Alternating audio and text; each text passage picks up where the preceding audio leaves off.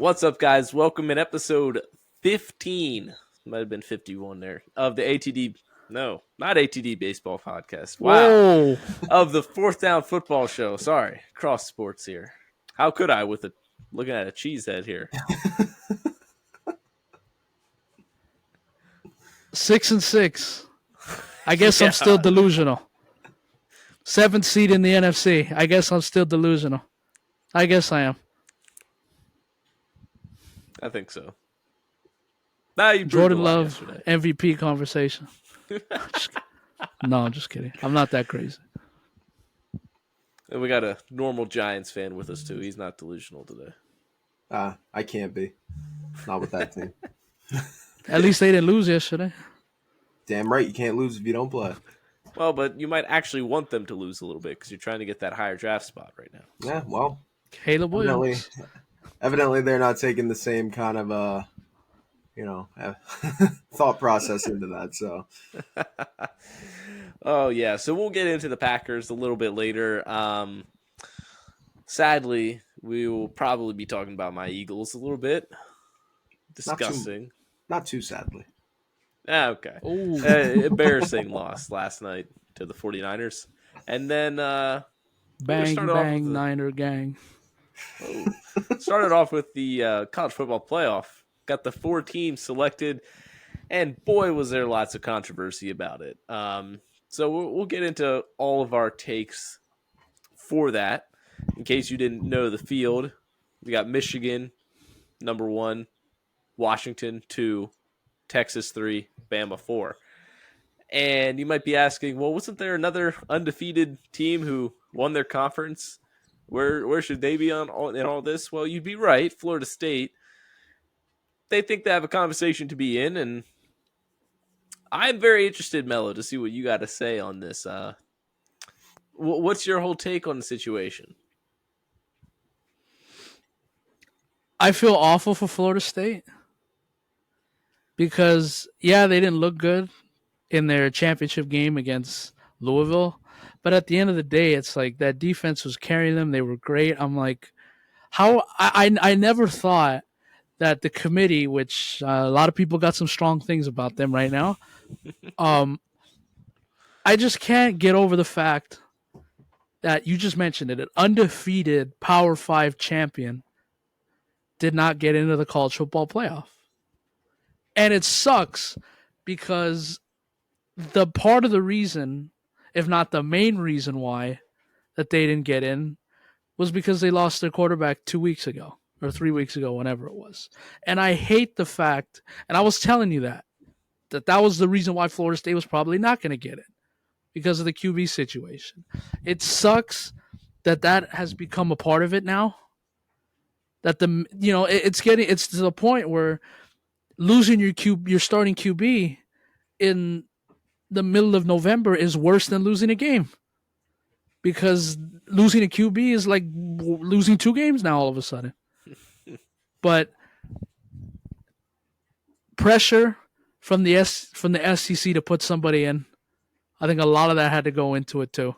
Whether you kept Georgia in or you, God forbid, you took both Georgia and Alabama, you would have never heard the end of it from all those Texas fans. But I think 2 things can be true at the same time. And I haven't heard a lot of people say that. It sucks that Florida State did not get into the top 4, and I feel horrible for the fan base and for those kids because I thought that they were going to be the 4th team. At the end of the night, I was like, you know what? I don't think they're going to be that crazy and put Alabama in, but I think Florida State should get it. And when they put Alabama in, I was like, wow. And then it quickly shifted to, hey, Michigan versus Alabama, Texas versus Washington. Those are pretty damn good games. And for everybody that is bitching and complaining about this right now, I guarantee you New Year's Day, you will not be bitching about it. Now, that's also on Alabama and Michigan to go out there and play a good game. Because if Alabama completely goes out there and lays a dud to Michigan, then the whole conversation is going to be, see, you should have put Florida State in there anyways. But I think 2 things can be true at once. I feel horrible for Florida State. I felt like they deserved it. I guess going undefeated and winning your conference means nothing anymore. But in terms of the games, I love it. All right. Kyle, I know you're not too super tuned into college football, but this is just sort of like a very big story across sports right now anyway. So curious to get your thoughts on it too. Yeah, no, I mean, I'm definitely not into it as much as you guys are, but that doesn't mean I haven't been kind of listening to it, you know? I'm gonna bring my NFL kind of bias into it, and I'm gonna say that it's kind of messed up. I don't like it. Uh, Florida State, man. I understand you lose Jordan Travis, and I understand like that's big. That is huge. He's a huge part of your team, and he's pretty pretty up there where it's like that's where most of the viewers are going to watch Jordan Travis, to watch the storyline, everything else going on. I get it. But when you got a team that goes undefeated, come on. That's got to mean something.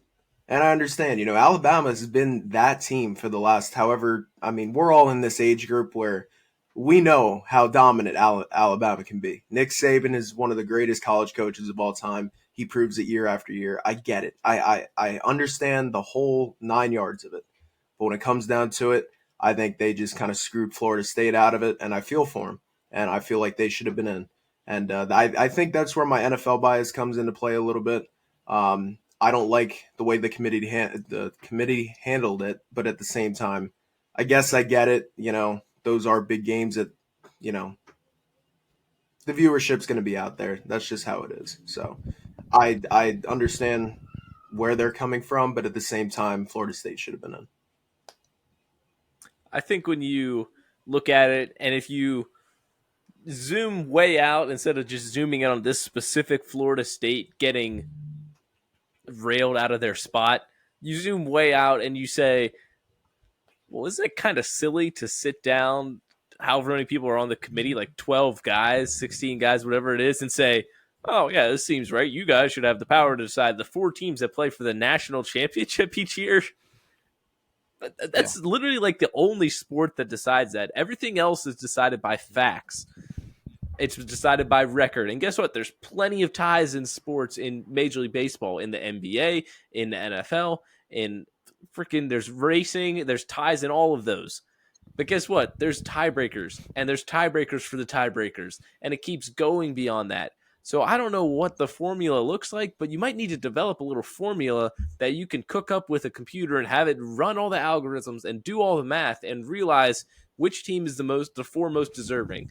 Because I know in football it's a little more common that you get the same record than in some other sports, but there's got to be a way where we can determine objectively which 4 teams should be in, not put it up to the human mind, which is tend to be biased sometimes.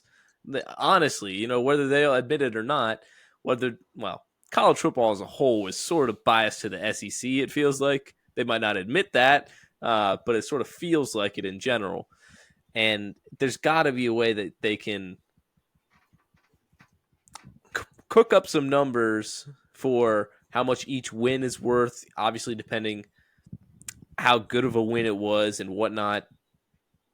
Take that all into consideration, and you should have somehow be able to make a number up where it's not up to human judgment of what the 4 teams are that go into the playoff, because that just does not seem right in a professional sport, because it's collegiate sports, but it's basically a professional sports league that is literally bet on by gamblers and whatnot. It shouldn't be up to like 16, 12 guys, whatever. It shouldn't be up to a human committee to decide which 4 teams deserve to go into the playoff.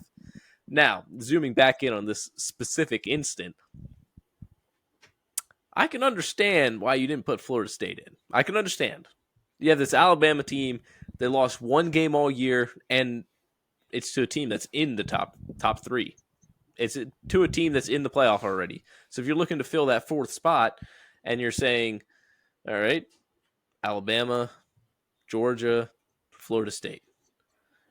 Florida State played in weaker conference, ACC, not the best, a little bit disappointing with Clemson not being great this year. Duke sort of fell off a little bit.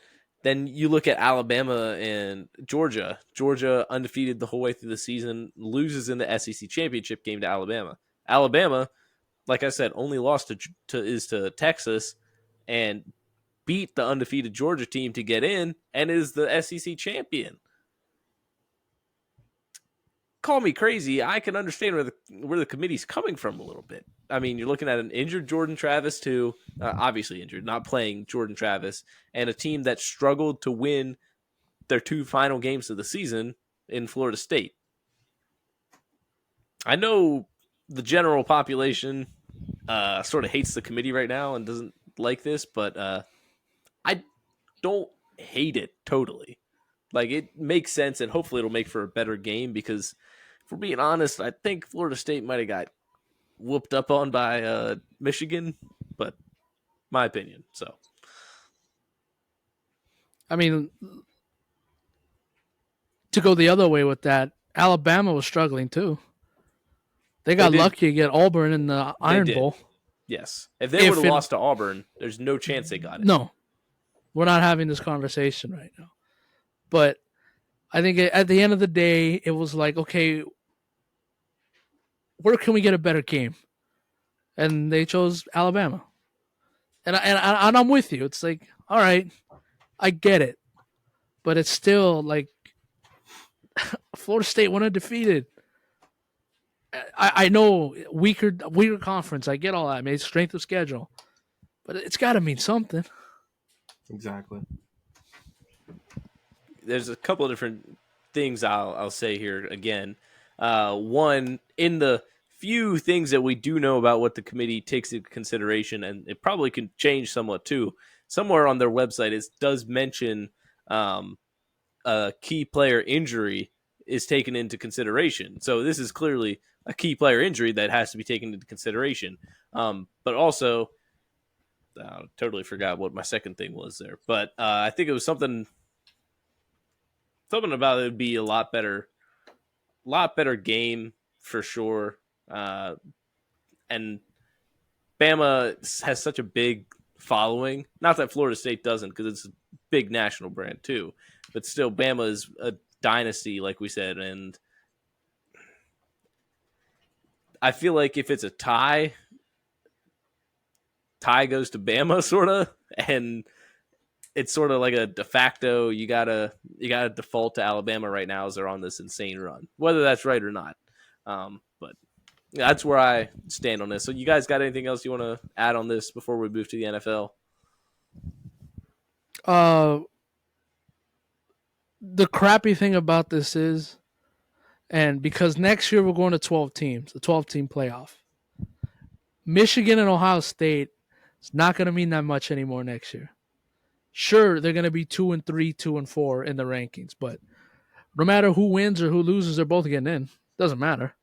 So that's the thing that I don't like about the 12th team. I understand why they're doing it. And then the other thing, it's, of course, on the last year of the 14 playoff, there was this big, controversy and all this chaos this weekend because we were searching excuse me, we were searching for chaos the first 9 years of this. Yeah. And we couldn't get it. Didn't get it at all.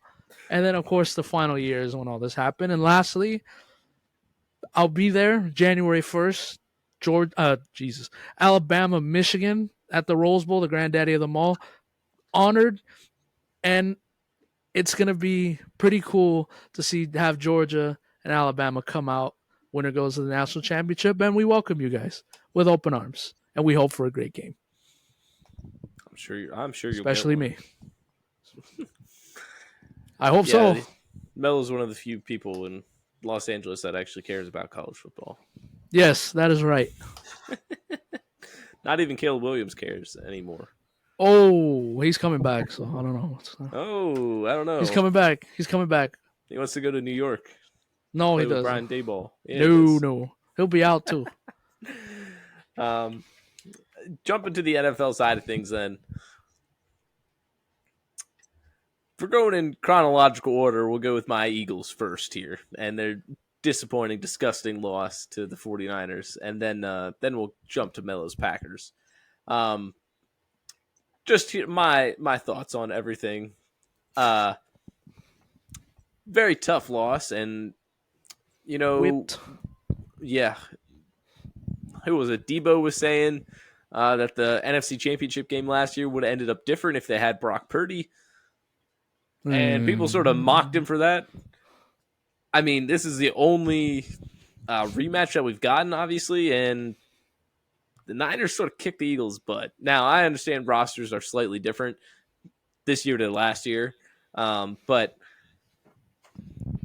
Brock Purdy looked like an MVP candidate out there against the Eagles, and Jalen Hurts did not really. And I wouldn't say the game fell on Jalen Hurts. It was more on the Eagles' defense, definitely, and especially the passing defense, which continues to get exposed. And if that front four can't generate the pressure on that defensive line, and the quarterback has any time to throw, he's sort of just shredding our defense, our secondary, because the Eagles are one of the worst defenses against the pass this season, which I was shocked to find out. I was doing one of our graphics for worst teams against the pass, like most passing yards given up, and it was Eagles so far down. I was like, this does not seem right, but surprisingly, yeah, it is. And with the Niners, just so many weapons out there that they have that they can go to. McCaffrey, Kittle, Debo, and even Brandon Ayuk, that it's easy for them to expose some of these guys in the secondary, and just the secondary as a whole. Disappointing. We thought bringing in Kevin Byard would help. Now we're hoping bringing in Shaq Leonard's going to help here. And that was my only bright spot of this football weekend, is that the Eagles signed Shaq Leonard today. But yeah, embarrassing loss. That's what I got to say. Kyle, I know you were tuned into this game. What do you got on it? Yeah, so my initial reaction when this game first started, and the Eagles had those two drives. I believe there was two drives in a row where the 49ers went 3 and out. Wasn't looking great. McCaffrey was nowhere. Kittle was nowhere. They were trying to make things work with Ayuk and Debo, and it just wasn't the 49ers brand of football that we're used to, right? And I got worried, for the Niners. I was like, this game did not look good, right? And then they held the Eagles to 6 points. After all of that, they held them to just 6 points. And I think right there is what kept them in the game. When you keep this Eagles offense at bay, which the Niners can do, that defense is insane, right? Then Brock Purdy settles in. And listen, I will be the first to admit that I said, I don't know how Brock Purdy's going to do in a different system. But I'm going to tell you one thing. The kid can ball. I love what I've seen out of him. I think he's a damn good quarterback. And I think it's time to give him a little bit more respect than just saying, hey, he's only succeeding because he's in the Niners system. Which, yes, big part to that. Don't get me wrong. But at the same time, I think Brock Purdy showed a lot of people what he's capable of yesterday. I really think he did.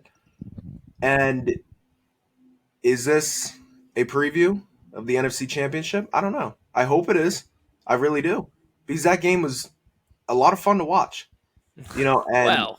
it was great for me. Come on, I'm a Giants fan, Matt. Come on. No, but in all seriousness, I think that it worried me with the Eagles, because I said every single week that they're playing with their food too much. They're not taking care of business in the first half. It's what they need to do. Take care of business. Listen, you're the freaking Eagles. You're the best team in the NFC, supposedly. Not anymore. So, Wow. so go out there, take care of business, do what you and Jalen Hurts can do. Prove everybody wrong. And they just haven't been doing that right away. The Niners showed it yesterday. I think the Niners just played an overall better game. Props to them. Seriously, Brock Purdy played a hell of a game, got all of his weapons involved, and he showed what he can do. Favorite to win MVP now. Technically, he is. Yeah. Wouldn't shock me. Not after yesterday's performance. Mel? Typical 49er games, they win the games that don't mean anything in the regular season, and then they choke it in the end in the NFC Championship game. No, I'm just kidding. was gonna say that'd be a lot of talking for you to do as a Packers fan. I know, who got I know, knocked out I know. in We, some of who those we, NFC I know we've been knocked out of some of those games. So yeah, so I know, but listen, the 49ers and I, we have a bad history. Just it's not good, but that's a story for another day. Um, I mean, you got to give credit where credit is due. This 49ers team is amazing. They could beat you anywhere. They can beat you with your defense. Brock Purdy in the system, which I'm with Kyle. Like we're getting to the point where it's like, all right, like how many times are we gonna see this again before it's like Brock Purdy's doing his thing too. It's not just the system, but I think they're the favorite in the NFC. Now listen, I think if the Eagles and 49ers meet again in Philly, I still like the Eagles to win that game, but it really did raise the question yesterday of imagine if Purdy was healthy last January. Mm-hmm. Now I still think the Eagles would have won, but I don't think it would have been that bad of a blowout if I can remember. But these are clearly the two best teams in the NFC, and they showed that yesterday. I know the Eagles, yes. And if you take care of business this weekend against Dallas, which I think you will, you're gonna have home field. You're probably gonna win the division. Okay, fine. You just got to win 2 more games to get to the Super Bowl. So, if you're an Eagles fan right now, that's all you're asking for. Clean up the small stuff, and you'll be fine. That's not gonna happen again. Yeah, the 49ers may still win the game the second time, but it's not gonna be that bad. At least I don't think. But these are clearly the two best teams in the NFC. And don't choke the division. You have an opportunity to create history and win back-to-back NFC East championships for the first time in however many years it's been. But you also have an opportunity to choke the division away starting this weekend with Dallas. And Dallas hasn't lost a playoff game, and it's been so long. It's been like 24 or playoff game. I'm sorry, a home game. Dallas hasn't lost a home game. Sorry, corrected myself there. Dallas hasn't lost a home game in like 24 or 26 games I just saw, which is crazy. But you're going into Dallas now. The Eagles sort of got lucky last game against the Cowboys in Philly. Dak stepping out of bounds, tackling CeeDee Lamb on like the 3-yard line. Couple interesting close calls. Which they were on the doorstep. Yes, the game could have easily went the other way. And now you got to be careful. You go into Dallas and you lose this game, you're 10-3. Guess who else is 10-3? The Dallas Cowboys. And there's a chance that you choke this division away, and you can't be doing that. You don't want to play in any wild card games. Like Melo said, you want to win 2 games and go to the Super Bowl, and that's it.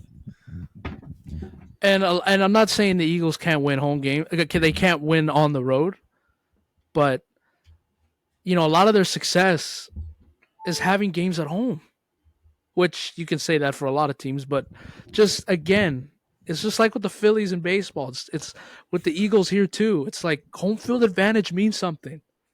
It helps, and you saw that last year with the Eagles. It helps a lot, and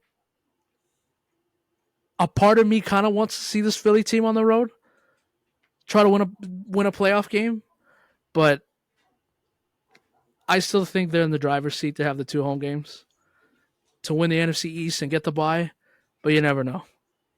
Yeah, because Matt, you also need to remember that the Eagles play 2 games against the Giants. We still haven't met each other, and those are 2 freebie games. So, but I will say this: if the Giants win one of those games, I hope the Dallas Cowboys win the damn division. Oh, I'm gonna tell you right now. If the Big D all day. If the Eagles lose even one of those games to the Giants, I'm gonna tell you right now, Dallas deserves the division. That's all I'm saying. Come on. Well, come on. Deserves the division, yes. I'll give you that. They deserve it if the Eagles manage to choke one of the games to the Giants.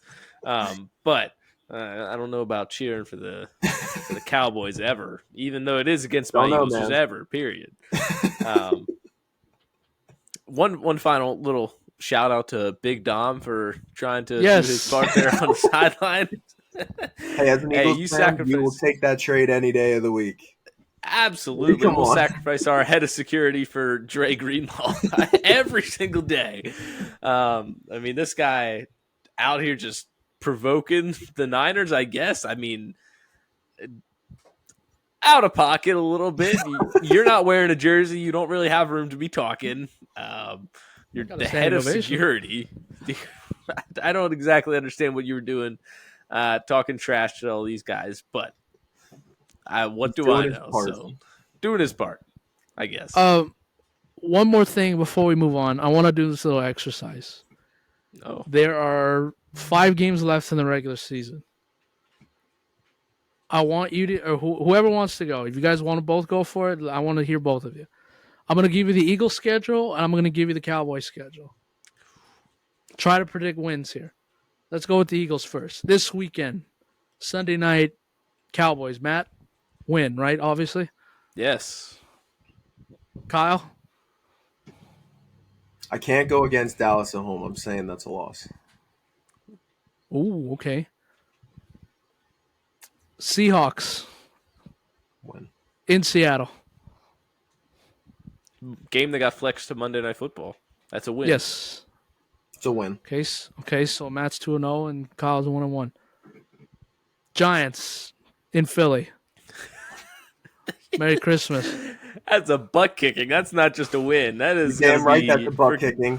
30-3. You damn right it is. Giants are taking that game. Nah, I'm playing. Oh, I'm playing. The Eagles should and will win that game. Yeah. okay. December 31st. Eagles home against the Cardinals. It's a win. Should be. Kyler Murray. Beat the Steelers. That's not saying much. And then the final home game. And then the final game in New York against the Giants. Well, I don't know. The Giants are going to have some pretty good mojo coming out of that game. The game Playing for the week first pick. before, because no, they're coming out the week before. Kyle's going to be at that game, so he's going to Ooh. inspire Brian Daboll and the boys to get cooking up Damn there. right. Tyrod Taylor, I saw he's off the IR today, I believe, right? It So- don't matter. It don't matter. Tommy DeVito. Cutlets, baby. Tommy Cutlets. Nope. Give me the birds. Give me a clean sweep. Eagles win the rest of the games this year. No. Okay. I think the Giants are gonna finish off the season strong and they're gonna win that game. Oh, okay.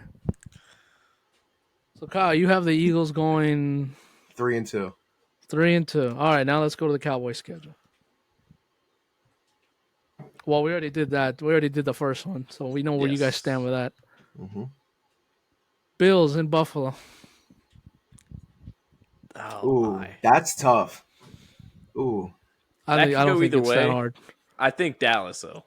I'm with you. I think only because they're Buffalo, but I'm still gonna take Dallas.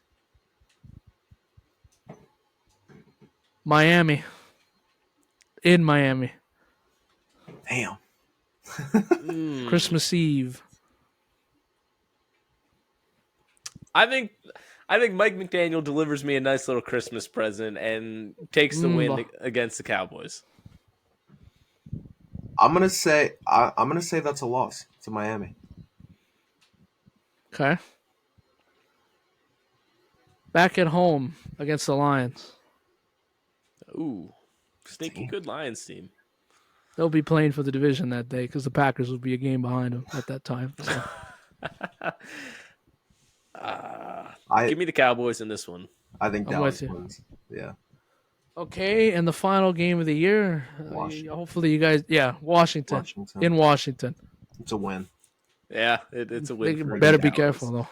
Yeah, they should because Weird stuff Commanders happens in are that stadium. sneaky good sometimes. Yeah, it does. Okay, So that's that was a fun exercise. 3-2 for me for the Cowboys. I had 4-1 for the Cowboys. Okay.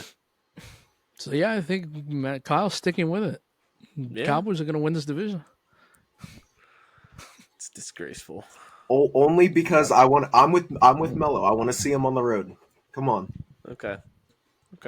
and then I'll get behind your Eagles, man. All right, I'll take that.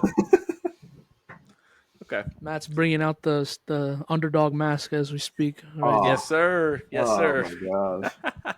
Thought Can't I be an thought I underdog when you're 14-2 And Nick and you're the Sirianni one seed. Nick Sirianni will find a way to convince that team they're the underdog, though. don't get me Done that started on yesterday. him. Don't get me started Well, on he was trying to. Okay, we wanted to get into the final game here. Yep. him. Yep. The Packers take home the victory over the Chiefs on Sunday Night Football. What a game. Jordan Mahomes, I mean Jordan Love Oh, I like with that. what a game by him. I mean, looked like the guy in that game. Looked Damn right. calm, looked calm all game long and making the big throws. And I'm sure Melo's glad MVS doesn't play for the Packers still because Yes. he's still dropping deep bombs left and right. But what do you got on this, Melo? You know, going into that game yesterday, I was like, you know what? Packers came off a great win against the Lions. They're playing better of late. They're at home. They're going to beat the Chiefs. They're going to beat them. Or if not, they're going to at least be competitive. And I was right. I'm so happy for this team. I'm so happy. I'm proud of this team.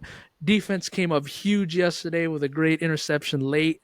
And I don't. Mahomes did see the ball one more time, but we'll get to that in a second. We'll get to that in a second. Jordan Love, the franchise. I keep telling you, run the damn table. He is here. He is him. Listen, a month ago, obviously you didn't see me with these sunglasses and cheese head on. We were 3-6, and it was not looking good. It was not looking good. The local team here, the Rams and the Packers, were both going the same direction, down. And just guys figuring it out. Jair Alexander and Aaron Jones is not on this team. They're not healthy. And the Packers are still 6-6 and in a great shot to win out their schedule and get into the playoffs. And if you would have told me that at the beginning of the season, the delusional Packers fan of me would have said, absolutely, we're going to go 12-5 and we're going to get in. No problem.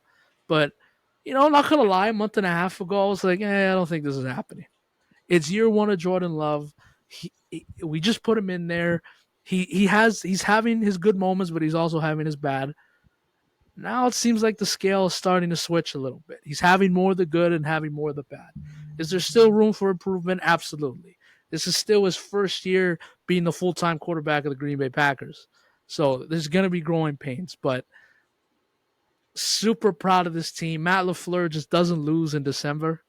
So, I didn't even know that until yesterday. He's like 15-0 in December. Like I said, if the Green Bay Packers do what they're supposed to do in these last 5 games, they're going to finish 11-6 and they're going to get in the playoffs. They're going to get in because they have the Giants, Buccaneers, Panthers, Vikings, and the Bears. They should win all of those games. Now, I think they're going to lose one of those, so they'll probably finish 10-7. That's going to be enough to get into the playoffs, and you never know. Yes, Packers finishing 10-7 this year after starting so slow, like you said, 3-6 not that long ago. Yeah, and it didn't look good either. And I know everybody was upset that was not a pass interference, and I agree that was a clear PI. I'm not stupid, but that was a makeup call for that BS stupid hit out of bounds. That was not. Mahomes was still in bounds when that happened. Come on, he was still in bounds. He was nowhere. He was like, he still had another step before he was out of bounds. And when they called that flag, I was like, oh my God, the refs are, here we go again, helping out the Chiefs. So were you a little worried giving Mahomes the ball with a little time left? I was. Yeah. Especially after that hit out of bounds, I was like, oh my God, they're gonna tie this game. Now, keep in mind that if they would have scored, they still had to get the 2-point conversion because they were up 8. But if I had to pick somebody, to do that, Mahomes is on the top of that list, and Definitely. then Jordan Love very right next to him. But Oh yeah. um, but yeah, so for me, makeup call. I know you're supposed to, not do that, but come on, like that was not a hit out of bounds. No PI call, completely fine with it. Packers win the game. 6-6. Life is good. Go Pack, go. Kyle. Yeah, I mean, they were impressive yesterday. I'm not saying I'm jumping on this bandwagon with Melo. Can't say All that good. yet. We'll No see room. though. We'll see. Too many We'll people see. on it already. That's all right. But I like what I've been seeing out of Jordan Love, right? Odds were stacked against him this year. You're taking over for an icon in Green Bay. I get it. I wasn't expecting much out of Jordan Love, but he's exceeding my expectations. He looks good, man. As the weeks go on, he keeps getting better and better. I like what the defense is showing. Yeah, I mean, he's showing flashes, man, and I like it. I wasn't behind the whole franchise thing, that Melo was pushing down our throats, but I will say maybe I am. Maybe this is the guy in Green Bay.